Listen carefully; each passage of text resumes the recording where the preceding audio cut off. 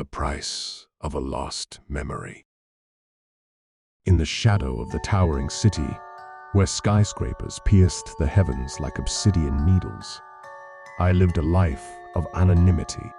My name is Jake, and I was as unremarkable as the countless others who shuffled through the labyrinthine streets, trying to make ends meet in the unforgiving concrete jungle.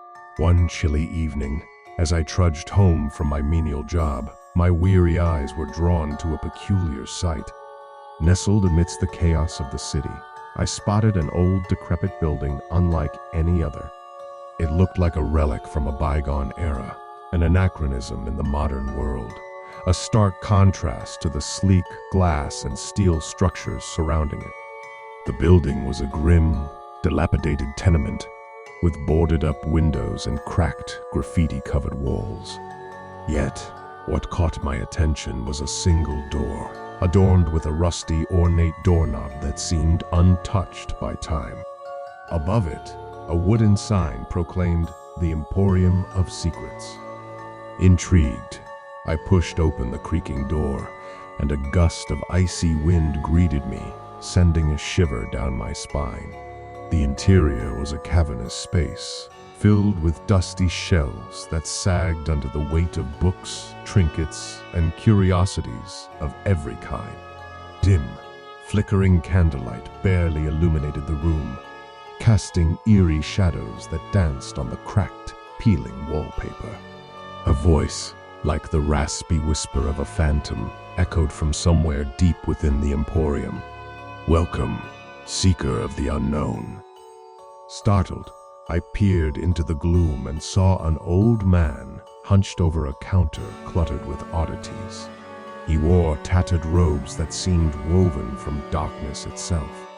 His eyes, though cloudy with age, gleamed with an otherworldly wisdom.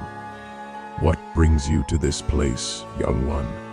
he asked, his voice dripping with an unsettling mix of kindness and foreboding. I hesitated, my curiosity warring with my sense of self-preservation.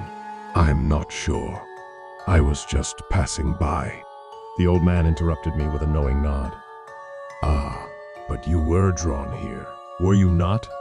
The Emporium chooses its visitors carefully, offering a single, unique item for each soul who ventures inside.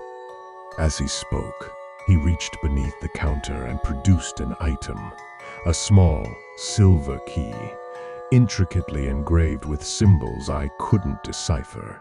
It glinted in the dim light, calling to me. "Take it," he urged, his eyes boring into mine.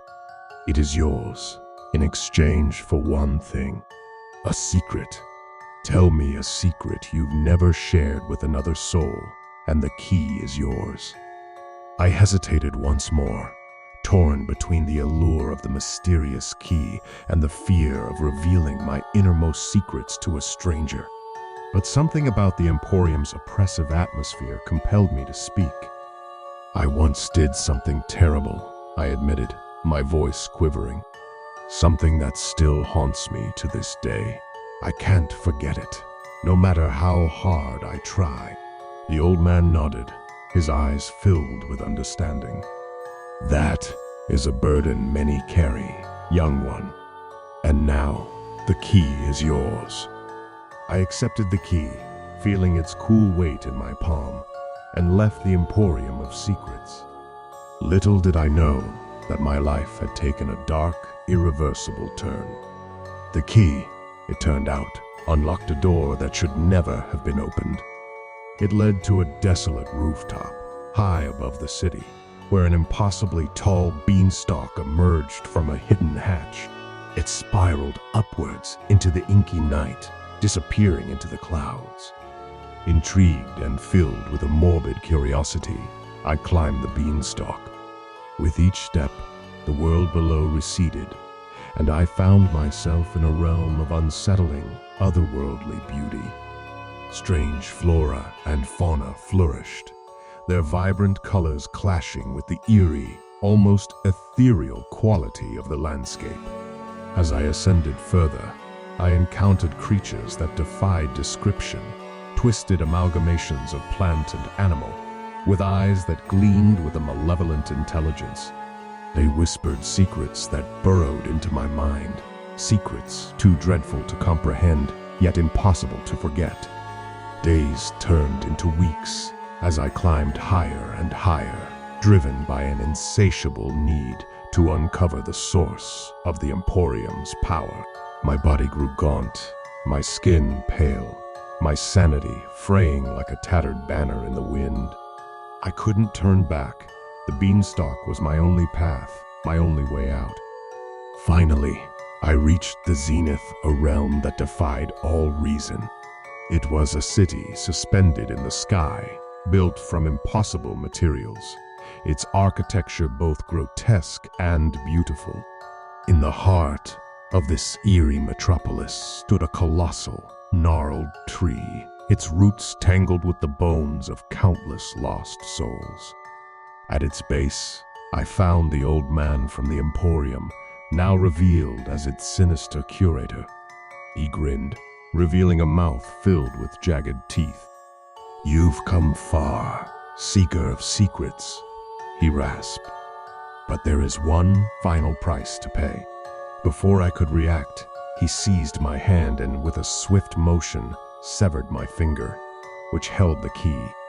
He then plunged the key into the grotesque tree's gnarled bark. A shudder coursed through the beanstalk, and the world around me trembled. As I watched in horror, the tree absorbed my secret, a malevolent energy coursing through its roots. I felt a part of myself being torn away, my memories of the terrible deed I'd confessed disappearing into the maw of the sinister tree. With a deafening roar, the beanstalk began to crumble, and the city in the sky dissolved into a nightmarish maelstrom of chaos. I plummeted through the swirling abyss, my mind a fractured kaleidoscope of forgotten horrors and stolen memories. I awoke in the cold, unforgiving embrace of the city streets, disoriented and changed. My finger was gone, and with it, my secret. I could no longer remember what terrible act had burdened my conscience, and the Emporium of secrets had vanished, leaving no trace of its existence. In the end, I had paid the ultimate price for my curiosity, my descent into the depths of darkness. The memory of my darkest deed was gone, but the knowledge that it had been a part of me lingered like a chilling specter. Now, I wander the shadowy streets of the city, haunted by an empty void where my secret once resided. The city's towering buildings cast long, eerie shadows, and I can't help but wonder if they conceal more secrets, more horrors, waiting to be discovered by those who dare to delve too deep into the unknown.